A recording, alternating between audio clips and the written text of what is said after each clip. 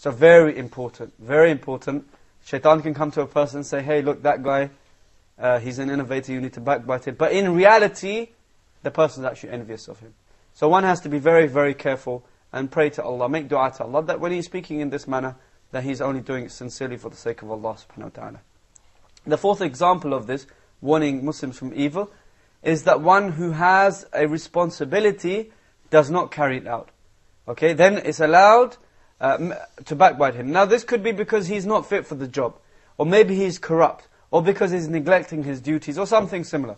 It's obligatory to mention this to the one in authority, like the boss, so as to remove him and replace him with one who is more befitting. So he should make him aware of this condition so that he can be dealt with and urge him to improve or be replaced with someone else. So this is a clear example. An example of this is, for example, somebody is, he has a job, he's not doing his job properly. It's allowed for a fellow employee or somebody else who's looking, say, look, your employee is not actually working. As soon as you go out of the room, he stops working, he doesn't do his work, or he's neglecting his work, these kind of things. The fifth reason when it's allowed to backbite is if there's someone who openly commits disobedience or innovation. Like openly drinking alcohol, for example, or taking the property of others unlawfully, or taking taxes which are not legislated in Islam, or other such matters. This is all from Imam al-Nawawi. He says, then in that case it is permissible to mention what he does publicly. It is not permissible, however, to mention other faults that he may have, except if there is another lawful reason to do so, as mentioned previously.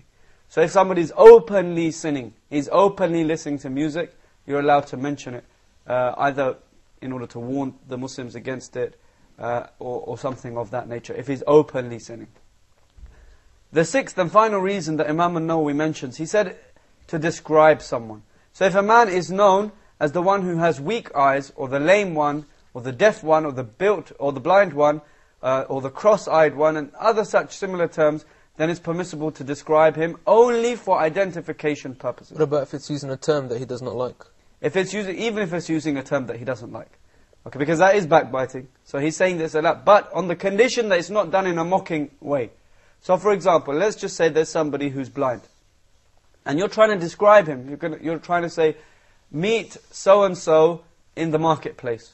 He said, who is this guy? He's this, he's that, he's that. You tried your best to describe him. But he's known as the one who's blind. So then, in that scenario, it's permissible for someone to say he's the blind one. Because you've tried all other ways to describe him. Okay? So you have to try and avoid describing him in a derogatory manner. Yes, you must not describe him in a derogatory manner. You must not, with that intention. But only if it's a characteristic that you can